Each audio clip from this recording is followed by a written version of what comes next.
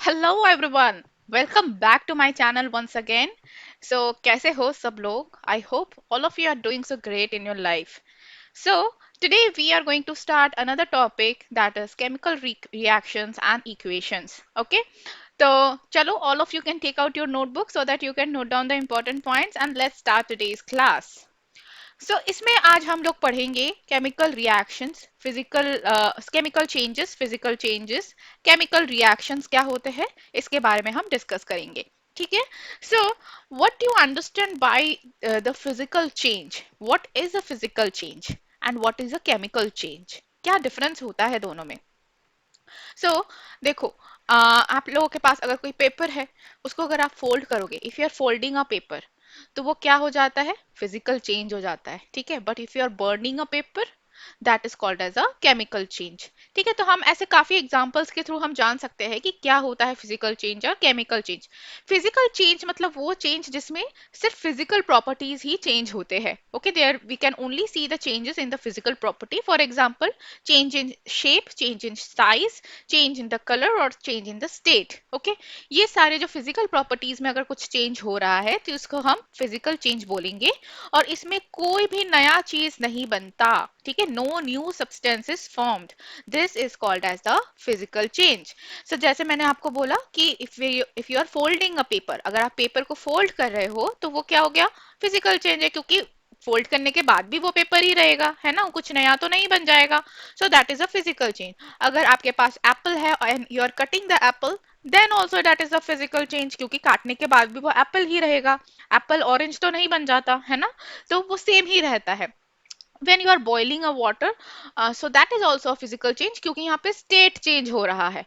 तो बॉईल कर रहे हो आप लिक्विड से, वो गैशियस स्टेट में चला जाएगा. आप उसको फिर से कंडेंसेशन करोगे तो वो गैशियस से फिर से लिक्विड स्टेट में आ जाएगा. तो आप इसमें फिर से आपको वाटर वापस से मिल जाएगा, है ना. तो कोई नया चीज नहीं बना. वो लिक्विड स्टेट ऑफ वाटर था, बाद में वाटर वेपर की स्टेट में चला गया, उसको कंडेंसेशन करोगे तो you can get back the water again. This type of change is called a physical change. ठीक है. ब्रेकिंग ऑफ ग्लास, ये वाला एग्जांपल भी देख लो. ग्लास था, उसको आपने तोड़ दिया, तो अब भी क्या है? वो ग्लास ही है ना. स्टील तो नहीं बन गया, ये आयरन तो नहीं बन गया. राइट, वो ग्लास ही है, बस उसका शेप चेंज हो गया, छोटे छोटे पीसेस हो गए उसके. This is a physical change. ठीक है. अब फिजिकल चेंज क्या होता है? रिवर्सिबल होता है या इरिवर्सिबल होता है? It is both. Okay, so you can see that folding of a paper, if you're folding a paper, that is reversible, क्योंकि आप उसको फिर से अनफोल्ड कर दोगे. But when you are cutting a paper, that is also physical change, क्योंकि shape और size change हो रहा है कटिंग पेपर में, बट वो तो इरिवर्सिबल हुआ ना, क्योंकि आप उसको फिर से जोड़ नहीं सकते, फिर से ओरिजिनल पेपर फॉर्म में नहीं ला सकते. अब ग्लू से या सेलो टेप लगा के वो अलग बात है, बट फिर भी उसमें क्रैक तो रहेगा ही, वो बिल्कुल न्यू वाला पेपर तो नहीं बन जाएगा. For example, apple. Apple, when you are cutting an apple, so that is also physical change, that is irreversible, right? So physical change are both. You can write it is reversible as well as irreversible change. ठीक है. तो दोनों ही type के होते हैं. किसी किसी book में ना लिखा होता है कि it is mostly reversible change, but it is both. Okay. आप एग्जाम्पल देके इसको एक्सप्लेन कर सकते हो कैसे. अगर आपके एग्जाम में भी क्वेश्चन आता है तो you can give the example कि this is both reversible as well as irreversible. Clear. Next, let's discuss about the chemical changes. Now these are the changes where we are getting a new substance. Okay, एक नया चीज हमको मिल जाता है और इसमें chemical properties में changes हो जाते हैं, तभी हमको नया चीज मिल जाता है. फॉर एग्जाम्पल, हमने यहाँ पे देखा breaking of egg is a physical change. हमने अंडा था उसको तोड़ दिया. ठीक है. उसमें से ये एग योक और एल्ब्यूमिन जो है ये बाहर आ गया. ठीक है. Now when you are cooking an egg, जब आप उसको फ्राइंग पैन में लेके उसका ऑमलेट बना रहे हो, तो वो एक नया चीज बन गया, उसका टेस्ट भी डिफरेंट हो गया, है ना. उस फिर खाने में और टेस्टी लगता है, राइट. और उस एग में से उस जो ऑमलेट है उसका फिर से दोबारा जो एग था उसमें कन्वर्ट नहीं कर सकते, राइट. क्या कर सकते हो? क्या ऑमलेट को फिर से जो ओरिजिनल अंडा मार्केट से आया था उसी में डाल दी, कन्वर्ट कर दिया? नहीं हो सकता ना. It's not possible. That kind of change is a irreversible change. Correct. That this means that mostly the chemical changes are irreversible changes, ठीक है। For example rusting of iron, so iron में एक बार रस्टिंग हो गई, आप उसको फिर से रस्ट में से आयरन को नहीं निकाल सकते, ठीक है, वो कन्वर्ट फिर से नहीं हो जाएगा, ठीक है। बर्निंग ऑफ वुड, जब आपने वुड को काटा था that was the physical change, but when you are burning the wood, now wood is converted into the ash and the carbon dioxide gas. Now from that ash you cannot convert the ash into the wood again, right? So wood ash को आप फिर से wood में convert नहीं कर सकते। For example rotting of banana या फिर rotting of any other food items, एक बार फूड आइटम में रॉटिंग हो गया, सड़ गया, आप उसको दोबारा फ्रेश नहीं कर सकते। तो ये सारी चीजें क्या है, केमिकल चेंज है, ठीक है। And these are irreversible changes. Is it clear? I hope it is clear to all of you. Now you can see how we can determine a chemical change is going on. What are the characteristics of a chemical change?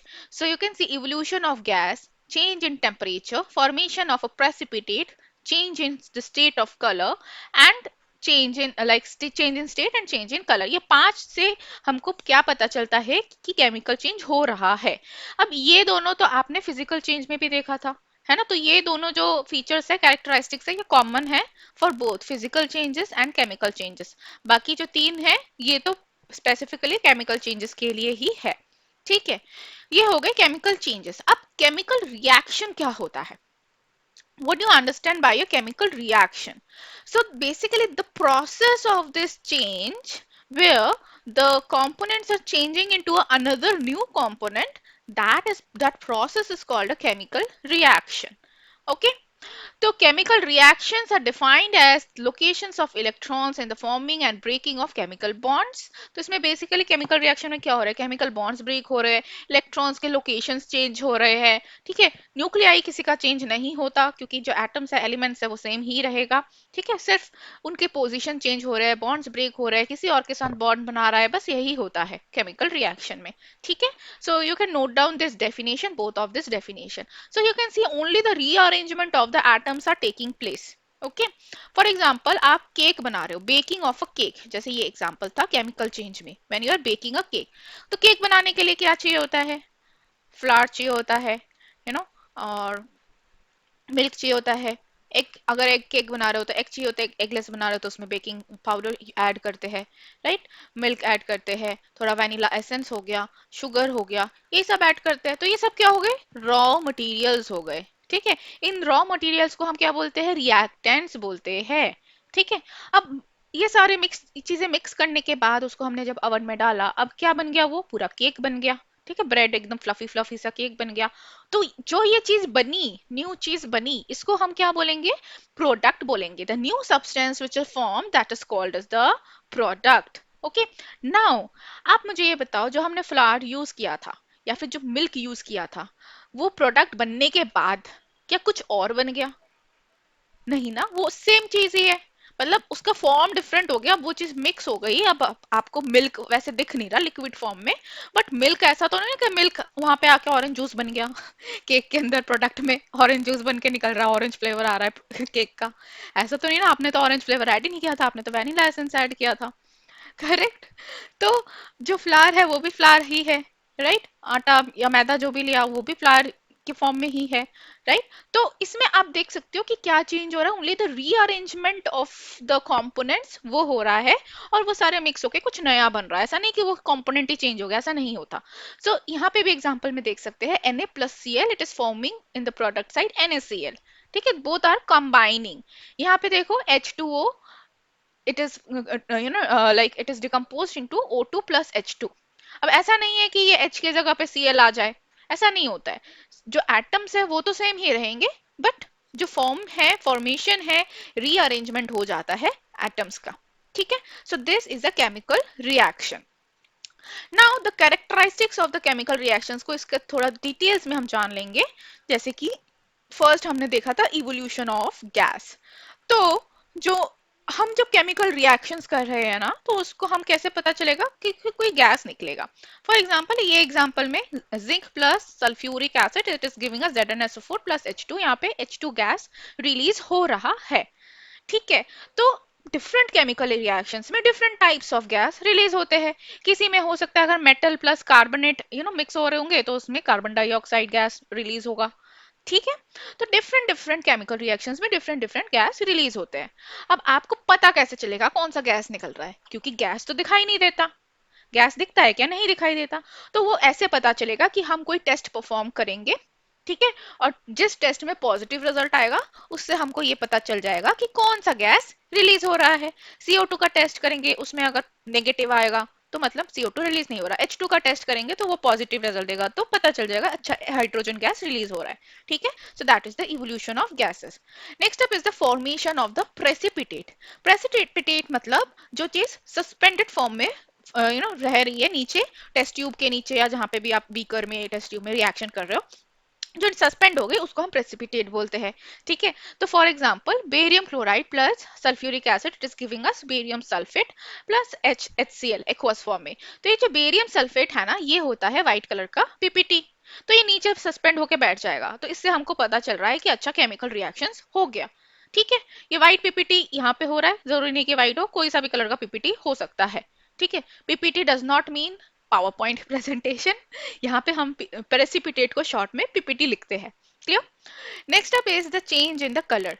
So when like जैसे कोई chemical reaction हो रहा है, उससे हम कैसे पता चलेगा कि कलर चेंज हो गया, सॉल्यूशन का या सब्सटेंस का कलर चेंज हो जाता है, उससे भी हमको पता चलता है कि केमिकल रिएक्शन हो रहा है। For example Fe plus CuSO4 gives us FeSO4 plus Cu। तो ये देखो CuSO4 का जो सॉल्यूशन होता है कॉपर सल्फेट, ये होता है ब्लू कलर का सॉल्यूशन। बहुत प्यारा ब्लू कलर का सॉल्यूशन होता है ये कॉपर सल्फेट का। ठीक है। इसमें हमने क्या किया, एक आयरन नेल को डिप कर दिया। आयरन नेल नहीं है तो आप कुछ भी आयरन का सामान डिप कर सकते हो, कीचेन है, ब्लेड है, कोई भी आयरन का। ठीक है। मतलब आयरन होना चाहिए बस। अब डिप करके आपने थोड़ी देर रखा तो क्या हो जाएगा, ये बन जाएगा FeSO4। ठीक है। और इसका कलर होता है ग्रीन। ग्रीन कलर में कन्वर्ट हो जाएगा FeSO4। और जो कॉपर है ये डिपॉजिट हो जाएगा नेल में, आयरन नेल में ही डिपॉजिट हो जाएगा। Okay. Now Fe is like iron is more powerful, you can say. Iron is more reactive than the copper. ठीक है। आयरन कॉपर से ज्यादा रिएक्टिव है।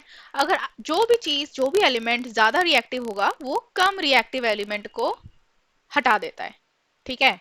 मतलब मान लो कि कोई पावरफुल इंसान आ गया और कोई एकदम दुबला पतला इंसान सीट में बैठा है, तो क्या करेगा, चल उठ, उठ उठ, है ना, उसको हटा देगा और खुद बैठ जाएगा। राइट। तो यहाँ पे भी ऐसी होता है, कोई पावरफुल एलिमेंट है, ज्यादा रिएक्टिव एलिमेंट है, वो कम रिएक्टिव एलिमेंट को हटा देता है, डिस्प्लेस कर देता है। और इसी को हम डिस्प्लेसमेंट रिएक्शन भी बोलते हैं। क्लियर? इसको हम डिटेल में करेंगे जब मैं आपको डिस्प्लेसमेंट रिएक्शन कराऊंगी। Next is the change in temperature. कोई भी रिएक्शन होता है तो उसमें टेम्परेचर इंक्रीज हो सकता है या डिक्रीज हो सकता है, इसको हम कहते हैं चेंज इन टेम्परेचर। सो उसके बेसिस पे दो टाइप्स होते हैं, एंडोथर्मिक एंड एक्सोथर्मिक रिएक्शन। ठीक है। Next up is the change in state. जैसे अगर हम वैक्स को अगर हम बर्न करेंगे तो वो गैस बन जाएगा, वाटर एंड कार्बन डाइऑक्साइड बन जाएगा, तो स्टेट चेंज हो जाएगा। So that is also a characteristic of chemical reactions. ठीक है। अब हम केमिकल इक्वेशंस को लिखते क्यों हैं, कैसे लिखते हैं और कैसे लिखते हैं ये हम जानेंगे। तो first of all when you are writing this thing, अगर आपको कोई चीज बतानी है कि ओ सी iron is reacting with copper sulphate, it is forming like ferrous sulphate and copper, so this is a very big sentence, right? So to shorten up this sentence we write this in the form of equation. Okay. ताकि हमको इतना बड़ा sentence लिखने की जरूरत ना पड़े, हमारा काम कम हो जाए। ठीक है। तो हम उसको इक्वेशन के फॉर्म में लिखते हैं। तो इसलिए हम इसको केमिकल इक्वेशंस के फॉर्म में लिखते हैं। तो basically we use the symbols for every element, we use a plus sign. Okay, in the reactant side if there are two elements, we use the plus sign in between, both in reactant as for as well as for the product side also. ठीक है। So you can see over here this is a chemical reaction equation, Mg magnesium plus oxygen। ठीक है। इसको हम कैसे लिखेंगे, Mg plus O2 gives us MgO। तो ये प्रोडक्ट साइड में बन गया। तो यहाँ पे अगर दो एलिमेंट है या फिर दो से ज्यादा कितने भी एलिमेंट है, तीन भी है चार भी है, तो हम इसको प्लस साइन से डिनोट करते हैं। And you can see that only the rearrangement of the elements are happening over here. Okay, this is how we write the chemical equation. So that is it for today's session, students. I hope you have enjoyed the video. Okay, thank you all of you for watching. Next class में हम जानेंगे कि balancing कैसे करते हैं. So that will be very important. Please do watch that video also. Take care. Have a nice day, all of you. Bye bye.